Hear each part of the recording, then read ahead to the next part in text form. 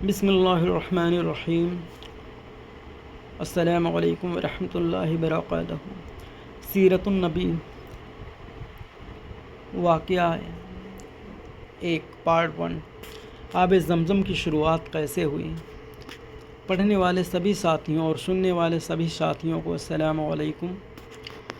آپ نے سنا ہوگا کہ حضرت ابراہیم علیہ السلام اللہ کا حکم پا کر اپنے بیٹے اسماعیل علیہ السلام اور بی بی حضرت حاجرہ علیہم السلام کو ایک ایسے ویرانے میں چھوڑ کر چلے گئے تھے جہاں پانی کا ایک قطرہ بھی موجود نہ تھا۔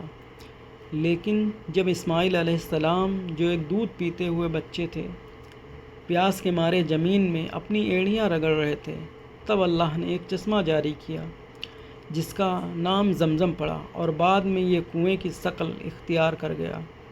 لیکن محمد صلی اللہ تعالیٰ علیہ وسلم کی پیدائش سے کچھ عرصہ پہلے اس کنویں کا پتہ نہیں تھا، تو مکہ والوں کو اس کی خبر کیسے ہوئی؟ آئیے اس بارے میں جاننے کے لیے ہم سب سے پہلے یہ معلوم کرنا ہوگا کہ یہ کیا ہوا تھا جس کی وجہ سے وہ کنواں بند ہو گیا تھا۔ اسماعیل علیہ السلام کے بیٹے اور قبیلہ زرہم۔ اسماعیل علیہ السلام کے دور میں جب کہ وہ نبی نہیں تھے، ایک قبیلہ جس کا نام زرہم تھا اسماعیل علیہ السلام سے آ کر ملا اور یہی آ کر بس گیا۔ پھر 130 سال کی عمر میں جب حضرت اسماعیل علیہ السلام کا انتقال ہو گیا 130 سال کی عمر میں جب حضرت اسماعیل علیہ السلام کا انتقال ہو گیا تو ان کے بیٹے خانہ کعبہ کے ذمہ دار ہوئے اور ایک زمانے تک ہوتے رہے۔ لیکن کچھ عرصے بعد قبیلہ زرہم اور اسماعیل علیہ السلام کے بیٹوں میں ایک لڑائی ہوئی جس سے میں قبیلہ زرہم جیت گئے اور ان کی ہی حکومت قائم ہو گئی۔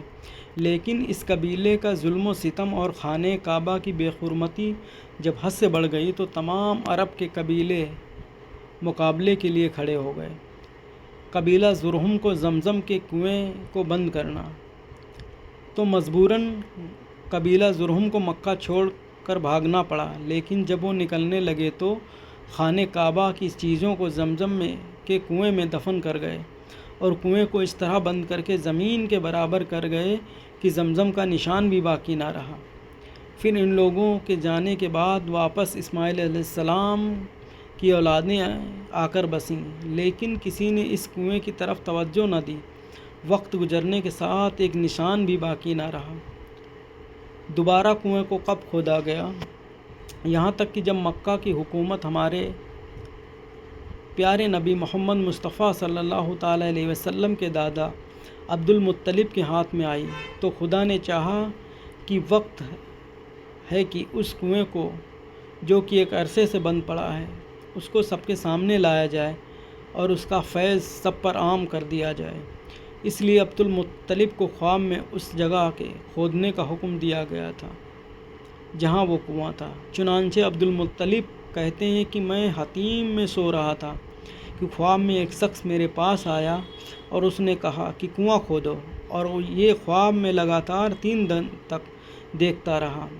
چوتھے روز اس نے کہا زمزم کا وہ کنواں کھودو۔ میں نے کہا زمزم کیا ہے؟ اس نے کہا وہ پانی کا ایک کنواں ہے جس کا پانی نہ کبھی ٹوٹتا ہے اور نہ ہی کبھی کم ہوتا ہے اور بے شمار حاجیوں کو سیراب کرتا ہے۔ پھر اس جگہ کے کچھ نشان اور علامات بتائی گئیں، اس جگہ کو کھودو۔ تو عبد المطلب کو یقین ہو گیا کہ یہ سچا خواب ہے، اس لیے اس خواب کو اپنے قبیلے قریش کے سامنے بیان کیا اور کہا میرا ارادہ ہے اس جگہ کو کھودنے کا۔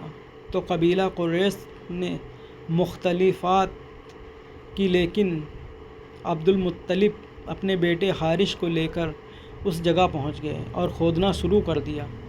3 روز تک کھودنے کے بعد کنواں نظر آ گیا تو عبد المطلب نے خوشی سے اللہ اکبر کا نعرہ لگایا اور کہا کہ یہ اسماعیل علیہ السلام کا کنواں ہے۔ اس کے بعد انہوں نے کنویں کے قریب کچھ حوض تیار کروائے جس سے حاجی آب زمزم بھر کر پیتے۔ شرپسندوں کی آب زمزم سے چھیڑ چھاڑ۔ لیکن کچھ لوگ جو مکہ میں عبد المطلب سے جلتے تھے، انہوں نے یہ شرارت شروع کر دی کہ رات میں ان حوضوں کو خراب کر جاتے، صبح ہوتی تو عبد المطلب ان کو درست کرتے۔ آخر ان کو خواب میں بتلایا گیا کہ اس سے پینے کی اجازت ہے اور نہانے کی نہیں۔ عبد المطلب کے مطابق عبد المطلب نے صبح اس کا اعلان کر دیا۔ اس کے بعد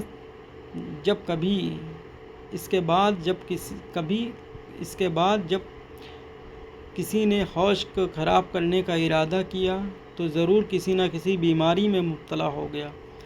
گھبرا کر شرپسندوں نے کنویں سے چھیڑ چھاڑ کرنا بند کر دیا۔